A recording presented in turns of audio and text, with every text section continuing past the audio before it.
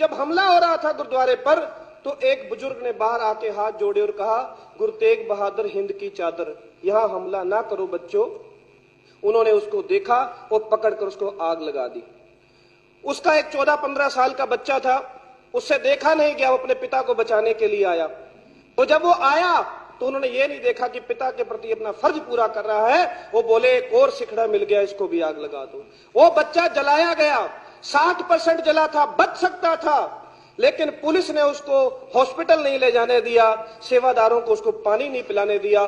6 घंटे तड़प तड़प कर वो बच्चा वहां पर दम तोड़ गया। ये हालात हुई। 2-2 महीने के बच्चों को चूल्हों पर रखकर जला दिया उस नफरत की आग ने। अगर इस दिल्ली के अंदर जो कत्लेआम हुआ, जैसे अभी मनीष जी कह रहे थे ना कि रिपोर्टिंग करते वक्त क्या करते हैं, मनीष जी उस समय मीडिया को सांप सूंघ गया था। उस वक्त जब 3000 लोग जिंदा जला दिए गए, अखबारों में एक खबर तक नहीं आई। जेसिका लाल कांड हो जाता है तो 10-10 साल तक खबर चलती है, लेकिन एक खबर एक अखबार में नहीं आई कि इतने लोग मार दिए गए हैं। अध्यक्ष महोदय, हम एक बहुत प्राउड कम्युनिटी से आते हैं। जब मैं डिफेंस कॉरेस्पॉन्डेंट था, मुझे रक्षा मंत्री A.K. एंटनी के साथ जब ये अपना सुनामी आई थी तो जाने का मौका मिला।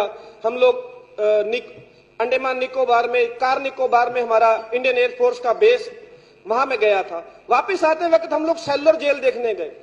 मैं सेलुलर जेल देखने गया तो सेलुलर जेल में जो काल कोठड़ियां हैं, जहां हमारे स्वतंत्रता सेनानियों की जिंदगियां गल गई, मैंने जाके देखा तो मैंने उनकी दीवारों पे नाम पढ़ने शुरू किए। जब नाम पढ़ने शुरू किए तो मेरे सीना गर्व से फूलने लगा कि उसमें कम से कम नहीं तो सिख और पंजाबियों के 50% नाम थे।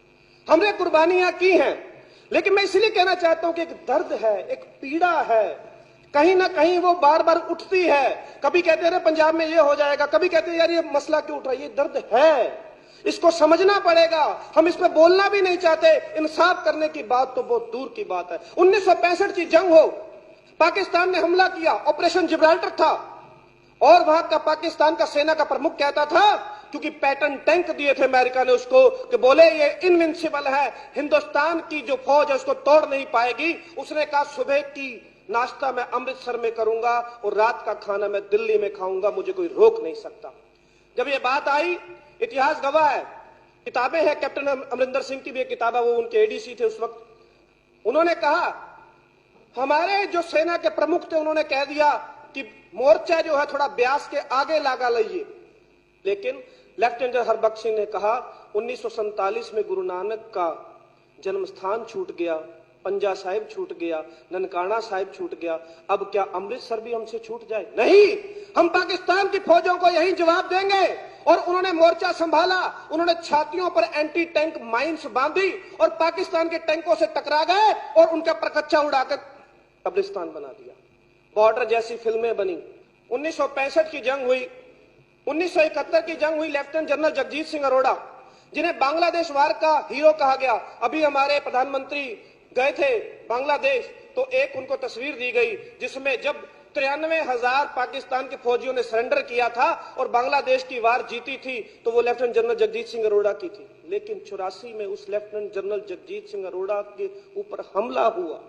उसने इंद्र कुमार गुजराल को फोन किया, उसने कहा मैं क्या करूं, मुझ पर भी हमला हो गया। क्या सोचा होगा उस जनरल ने, क्या सोचा होगा उस जनरल? तो इंद्र कुमार गुजराल ने कहा तुम पगड़ी उतार के मेरी गाड़ी में छुप के आ जाओ। उस लेफ्टिनेंट जनरल जगजीत सिंह अरोड़ा ने बाद में सिख फोरम का गठन किया, RS नरूला कमेटी बनाई। सरकार जांच नहीं कराना चाहती थी, सरकार कमीशन नहीं बनाना चाहती थी, लेकिन जब वो लेफ्टिनेंट जनरल जगजीत सिंह अरोड़ा इस दुनिया से गए, सरकार ने उसको सम्मान तक नहीं दिया।